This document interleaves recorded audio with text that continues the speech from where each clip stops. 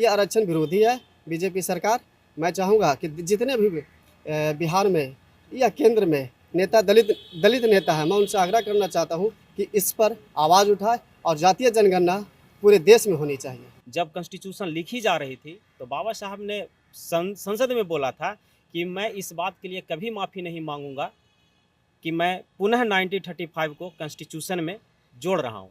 इसका कहने का मतलब ये तात्पर्य था कि पहले 74 सीटें थी शेड्यूल कास्ट के लिए और 1932 में सीधे बढ़कर 184 हुए। बाबा साहब को कहीं ना कहीं लगता था कि ये 74 है तो 74 से आगे नहीं बढ़ पाएगा बिना रिजर्वेशन का। हालात वहीं आज भी है। हाई कोर्ट और सुप्रीम कोर्ट में जो बैठे हुए हैं स्वर्ण जाति के लोग, वो नहीं चाहते हैं कि SC ST OBC के जो छात्र हैं वो बड़े बड़े संस्थानों में पढ़े, उनकी आरक्षण बढ़े। किसी भी दलित नेता से जाते हैं मिलने के लिए, पहले तो 4 घंटा बैठाता है। लफड़ा यहाँ है, आप जिस वर्ग से उठ कर नेता बने उस समुदाय के लिए अगर आप कुछ नहीं कर पा रहे हैं तो बेहतर आप सत्ता छोड़ दीजिए, आप कुर्सी को छोड़ दीजिए, क्योंकि लोगों की उम्मीद आपसे जुड़ी हुई है, आपसे भावनाएं जुड़ी हुई है, आपका इज्जत है। क्यों? क्योंकि हम जानते हैं कि जब मेरा दलित नेता ही हमारे लिए कुछ नहीं कर पा सकता है तो मैं दूसरे के यहाँ कैसे जा सकता हूँ। नमस्कार, मैं हूं वहीद और आप देख रहे हैं डेमोक्रेटिक चरखा। बिहार सरकार ने जातीय जनगणना की और जातीय जनगणना के आंकड़ों को जारी करने के बाद आरक्षण की सीमा को बढ़ाकर 65% कर दिया, जिसके बाद उस समय काफ़ी हंगामा हुआ और किसी तरह से ये मुद्दा पटना हाई कोर्ट में सुनवाई के लिए पहुंच गया। 2 दिन पहले 19 जून को पटना हाई कोर्ट ने इस मामले में सुनवाई करते हुए कहा कि 65% आरक्षण देना असंवैधानिक होगा, ये समानता के अधिकार के खिलाफ होगा। जिसके बाद से बिहार भर में लोगों में रोष काफ़ी भर गया है और हम आज आए हैं पटना के गवर्नमेंट वेलफेयर हॉस्टल में यहाँ के छात्रों से बात करने और जानने कि क्या सोचते हैं वो आरक्षण पर और क्या उनकी मांग है इस पूरे आरक्षण के प्रकरण पर। क्या नाम हुआ भैया? मेरा नाम विपुल कुमार प्रियदर्शी है और मैं भी राजकीय कल्याण छात्रावास महेंद्रू का छात्र नायक हूँ। भैया पूछना ये था कि ये जो पूरी प्रक्रिया हुई है, आरक्षण पहले मिला फिर हट गया, इस पर आपका क्या कहना है? और मैं इसमें तो सब जो हाई कोर्ट है, पटना हाई कोर्ट ने इस चीज़ पे जो अपना आदेश दिया है, उन्होंने बताया है कि ये असंवैधानिक है। तो मैं माननीय हाई कोर्ट से पूछना चाहता हूँ कि जब 10% रिजर्वेशन EWS के रूप में दिया गया था, जिसका मेंशन हमारे संविधान में भी नहीं है कि आर्थिक रूप से आप रिजर्वेशन दे दो, आप संशोधन करते हो 15 के 4, 16 के 4 में अनुच्छेद, और कहीं ना कहीं आप एक्स्ट्रा 10% देकर आप 50 से 60%। और बिहार में जो जातीय जनगणना हुई, बिहार सरकार की नीतियां अच्छी थी। जातीय जनगणना के आंकड़ों से ये पता चला कि पूरे बिहार की जितनी भी जातियां उनमें कितने नौकरी वाले हैं, कितने समृद्ध परिवार से हैं, किनका कोटा कहाँ जा रहा है, किनका हिस्सा कौन खा रहा है। तो ये कहीं ना कहीं हाई कोर्ट का जो आदेश है ये मेरे हिसाब से गलत लगता है। सरकार को सरकार का जो मतलब रिपोर्ट आया था उस पर हाई कोर्ट अपने अंदर लेकर ठीक से एक बार अपने अनुसार देखे तो इस पर ज़्यादा अच्छा रहेगा। एक ही डायरेक्ट असंवैधानिक रूप से करार देना, ये कहीं ना कहीं हाई कोर्ट चोट पहुंचा रही है बिहार के लोगों को। अच्छा, ये आरक्षण जो मिल रहा था 65% बढ़ा के, ये कितना ज़रूरी है छात्रों के लिए? उससे क्या लाभ होगा इनको? मैं आपको थोड़ा सा बैकअप इतिहास के ओर लेके जा रहा हूँ। मैं आपको 1932 की बात कर रहा हूँ, जब पूना पैक्ट हुआ था डॉक्टर BR अम्बेडकर और महात्मा गांधी के बीच में। तो ठीक उसके 2 साल बाद आता है भारत शासन अधिनियम 1935। उन्होंने जब इस चीज़ को पढ़ा और देखा, जब कॉन्स्टिट्यूशन लिखी जा रही थी तो बाबा साहब ने संसद में बोला था कि मैं इस बात के लिए कभी माफ़ी नहीं मांगूंगा कि मैं पुनः 1935 को कॉन्स्टिट्यूशन में जोड़ रहा हूँ। इसका कहने का मतलब ये तात्पर्य था कि पहले 74 सीटें थी शेड्यूल कास्ट के लिए और 1932 में सीधे बढ़कर 184 हुए। बाबा साहब को कहीं ना कहीं लगता था कि ये 74 है तो 74 से आगे नहीं बढ़ पाएगा बिना रिजर्वेशन का। हालात वहीं आज भी है, आज भी शेड्यूल कास्ट वही है जहां पहले था। और इसका रहने की प्रमुख वजह क्या रही? क्योंकि आज भी आप कह रहे हैं कि शेड्यूल कास्ट वही है जहाँ था, तो इसके रहने की प्रमुख वजह क्या हो सकती है? इसका रहने का सबसे बड़ा कारण ये है, सामाजिक पिछड़ापन तो है ही हमारा, और इकोनॉमिकली सेक्शन बहुत ज़्यादा वीकर है, यहाँ सपोर्ट नहीं है। यहाँ सपोर्ट नहीं है। सरकार की बहुत सारी योजनाएं भी आती है तो धरातल स्तर पर ना जाकर कहीं ना कहीं वो पेपरवाज पे ही रह कर सीमित हो जाता है। तो इसमें आपको लगता है कि जो अपने आप को दलित राजनीति करते हुए मैं आपको उभरते एक हैं। उदाहरण दे देता हूँ। जैसे अभी SC/ST उद्यमी योजना आता है, जी। आई हुई है, बिहार सरकार का एक अच्छा पहल है और शेड्यूल कास्ट का एक अपना रोजगार मतलब चालू करने का एक अच्छा बेहतर जरिया है। लेकिन ये आप जब देखेंगे तो कहीं ना कहीं लगेगा कि पता नहीं किसको मिल जा रहा है। इसका कोई शेड्यूल कोई सिलसिलेवार तरीका से पता ही नहीं चल पाता है।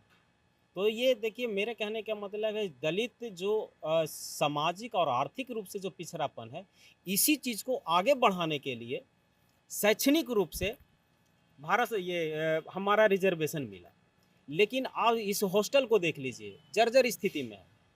हमारे कल्याण मंत्री महोदय आज नया तो कल्याण मंत्री बने नहीं, बहुत पहले से बिहार सरकार में भाई कल्याण मंत्रालय चल रहा है, लेकिन इस हॉस्टल को देख लीजिए आप, और आप किसी अच्छे हॉस्टल को जाइए, तुलना कीजिए, क्यों पिछड़ापन है। मान्यवर काशीराम जी ने एक बात बोला था, जिसकी जितनी संख्या भारी उसकी उतनी हिस्सेदारी, और उन्होंने उनकी कथन को कंटिन्यू रखते हुए माननीय स्वर्गीय रामविलास पासवान जी इस छात्रावास के पूर्वकालिक छात्र भी यहाँ रहे थे। उन्होंने संसद में दहाड़ते हुए ये बात बोला था। और आज की वर्तमान स्थिति दलित नेताओं की ये है, सिर्फ अपने कुर्सी के लिए ये काम कर रहे हैं। आप किसी भी दलित नेता से जाते हैं मिलने के लिए, पहले तो 4 घंटा बैठाता है। लफड़ा यहाँ है, आप जिस वर्ग से उठकर नेता बने उस समुदाय के लिए अगर आप कुछ नहीं कर पा रहे हैं तो बेहतर आप सत्ता छोड़ दीजिए, आप कुर्सी को छोड़ दीजिए, क्योंकि लोगों की उम्मीद आपसे जुड़ी हुई है, आपसे भावनाएं जुड़ी हुई है, आपका इज्जत है। क्यों? क्योंकि हम जानते हैं कि जब मेरा दलित नेता ही हमारे लिए कुछ नहीं कर पा सकता है तो मैं दूसरे के यहाँ कैसे जा सकता हूँ। देखिए, ये पूरा बिहार सरकार उस समय आरजेडी और जेडीयू का गठबंधन की सरकार थी। इन लोगों ने समाजवादी के नाम पर पूरे बिहार में SC/ST OBC को आरक्षण का दायरा बढ़ाया, और इन लोगों का मानना था कि पूरे देश में जातीय जनगणना कराया जाए, और जातीय जनगणना करा करके जो SC/ST OBC जो है कम्युनिटी के वर्ग के लोग हैं, जो सरकार बनाने में उनका अहम रोल है, उनका आरक्षण को दायरा बढ़ाया जाए, ताकि जो बड़े बड़े संस्थान हैं उसमें इन लोगों को जो है भागीदारी मिले। लेकिन बीजेपी इस चीज़ को सपोर्ट नहीं की। उन्होंने आरक्षण पूरे देश में करवाने के लिए बात पे नहीं माना, लेकिन बिहार सरकार ने अपने खर्च पे बिहार में पूरे जातीय जनगणना करवा के आरक्षण का दायरा बढ़ाया। लेकिन जो बिहार के तथाकथित 2-4 दलित नेता हैं, आरक्षण पटना हाई कोर्ट के द्वारा समाप्त कर दिया गया। वो भी 2024 के लोकसभा चुनाव के बाद इस जजमेंट को सुरक्षित रखा गया था, ताकि लोकसभा चुनाव में अगर जो इस जजमेंट को लगता कि मात्र 10 सीट ही एनडीए जीत पाती, लेकिन जो कॉलेजियम सिस्टम से जो जज बन करके हाई कोर्ट और सुप्रीम कोर्ट में जो बैठे हुए हैं स्वर्ण जाति के लोग, वो नहीं चाहते हैं कि SC/ST OBC के जो छात्र हैं वो बड़े बड़े संस्थानों में पढ़े, उनकी आरक्षण बढ़े। और हमारे जो चिराग पासवान जी और जीतन राम मांझी जी ऐसे जो दलित नेता हैं, जो बिहार के बड़े दलित नेता के नाम से जाने जाते हैं, लेकिन आज तक अभी तक जो है उनका एक भी बयान नहीं आया आरक्षण पे। हमें लगता है कि उनको केवल सिर्फ दलितों का वोट चाहिए, जाति के नाम पे वोट लेते हैं। लेकिन जब दलित समाज की जब बात करने की बात होती है तो ना वो कभी विधानसभा में बोलेंगे, ना कभी रोड पे उतरेंगे, ना कभी लोकसभा में बोलेंगे। तो कहीं ना कहीं दलितों को जो है से भाजपा पूरी तरह से आरक्षण खत्म करनी चाह रही है। देखिए, EWS जो है सुप्रीम कोर्ट में SC/ST OBC के बहुत सारे सामाजिक कार्यकर्ता ने सुप्रीम कोर्ट में EWS को चैलेंज किया, लेकिन सुप्रीम कोर्ट के जजों ने EWS को बोला कि ये कानूनी रूप से EWS पूरे देश में लागू होगा, इसको गैर कानूनी नहीं किया जाए। और EWS को लागू किया तो पूरी तरह से स्वर्ण जाति के जो लोग हैं, जो कॉलेजियम सिस्टम से चुन करके आ रहे हैं, उनका पूरा कब्जा है। वो कभी नहीं चाहेंगे कि SC/ST OBC का आरक्षण बढ़ाया जाए। देखिए, नीतीश कुमार जी अगर जो उनका थोड़ा भी शर्म बचा हुआ होता तो अभी के अभी बीजेपी छोड़ करके अलग हो जाते हैं। बीजेपी कभी नहीं चाहेगी कि SC ST OBC का आरक्षण बिहार में दायरा बढ़ाया जाए, लेकिन अभी भी बीजेपी में है, तो बीजेपी इनको पूरी तरह से खत्म करने जा रही है। और इनका जो आरक्षण का दायरा बढ़ाने का जो संकल्प था वो बीजेपी सफल होने नहीं देना चाह रही है, और सुप्रीम कोर्ट में केस को हार जाएंगे, क्योंकि बीजेपी का बहुत बड़ा प्रोपेगेंडा सुप्रीम कोर्ट में भी लगा हुआ है, वहाँ ये जीतने नहीं जा रहे हैं। अभी तो जेडी और एनडीए की सरकार है पूरे देश में, नीतीश कुमार जी को तुरंत अविलंब जो है 9वीं अनुसूची में डालने के लिए जो है आग्रह करना चाहिए मोदी जी से, लेकिन ये आग्रह क्यों नहीं कर रहे हैं?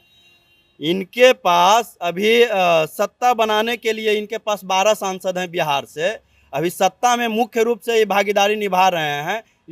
जब 9वीं सूची में चला जाएगा आरक्षण का कोटा, तो कोई भी इसके खिलाफ ना हाई कोर्ट और सुप्रीम कोर्ट नहीं जा सकता है, लेकिन इनको तो जाना चाहिए, बात करनी चाहिए। तो ये क्या पूरा मामला बिहार विधानसभा चुनाव के लिए एक चुनावी मुद्दा के लिए रखा जा रहा है क्या, कि इसको 9वीं सूची में भी नहीं डाला जा रहा है? ये बहुत बड़ी मुद्दा है, चुनावी मुद्दा है। और ये चुनावी मुद्दा जो है लोकसभा चुनाव के बाद जो है हाई कोर्ट का जो है जजमेंट आता है, तो कहीं ना कहीं जो है बीजेपी का ये बहुत बड़ा घालमेल है हाई कोर्ट के द्वारा।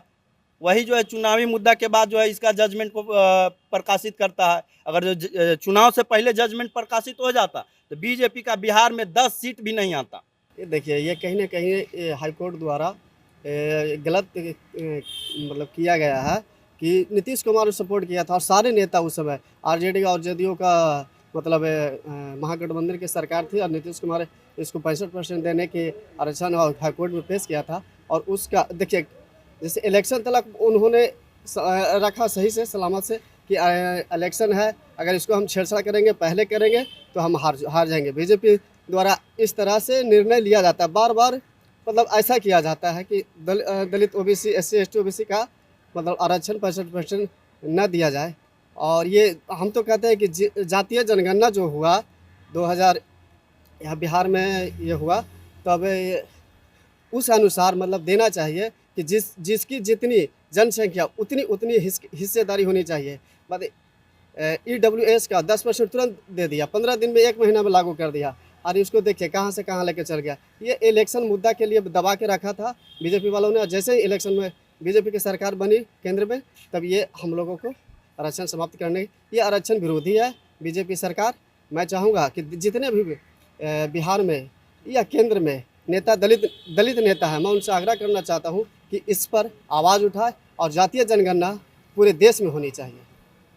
अच्छा, बिहार में एनडीए में ज़्यादातर दलित नेता हैं, चिराग पासवान हैं, आपके जीतन राम मांझी हैं, उनके तरफ से कोई प्रतिक्रिया इस पूरे मामले पर नहीं आई है, तो आप इस पूरी चीज़ को कैसे देखते हैं? देखिए, कहीं ना कहीं यहाँ पे हमारे नेता दलित नेता माननीय जीतन राम मांझी जी और चिराग पासवान जी से मैं अनुरोध करना चाहता हूँ कि उस समय ये साथ दिए थे, मांझी जी भी और चिराग पासवान जी नीतीश कुमार का उस समय ये 65% रिजर्वेशन को साथ दिए थे। पता नहीं अब क्या हुआ, हाई कोर्ट द्वारा, ये तो अंदरूनी है, हाई कोर्ट बता सकती है, वहाँ का जज साहब बता सकते हैं कि क्यों ऐसा किया, दलितों के साथ बार बार OBC के साथ ऐसा क्यों अन्याय किया जा रहा है। क्या बड़ा कारण हो सकता है कि मैं इसमें सबसे बड़ी बात ये कहना चाहता हूँ कि हमारे दलित नेताएं अगर चाह लें तो ये कोई बहुत बड़ी चीज़ नहीं है किसी भी अमेंडमेंट को लागू कर देना। सरकारें कानून बनाती है, और अगर कोई कानून में किसी का मौलिक अधिकार का हनन होता है तो वो चीज़ रीट जाहिर किया जाता है हाई कोर्ट और सुप्रीम कोर्ट के द्वारा। तो जैसा कि आपने देखा, हम यहाँ पटना के गवर्नमेंट वेलफेयर हॉस्टल में आए थे और यहाँ के छात्रों से बात कर रहे थे। छात्रों में इस बात को लेकर काफ़ी आक्रोश है। उनका कहना है कि पटना हाई कोर्ट को ये फैसला ऐसे नहीं सुनाना चाहिए था, उस पर थोड़ा ध्यान देना चाहिए था।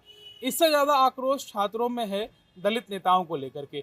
वो नेता जो सिर्फ एक रिजर्व सीट से चुनाव जीत कर आते हैं, संसद में जाते हैं, अपना प्रतिनिधित्व बनाते हैं, लेकिन उसके बाद अभी तक इस पूरे मामले पर कोई किसी ने किसी प्रकार की कोई टिप्पणी नहीं की है। यहाँ के छात्रों का कहना था कि इस मामले को सीधे 9वीं अधिसूची में डाल देना चाहिए, जिससे ये पूरा मामला जो है कोर्ट में जाने से बचे।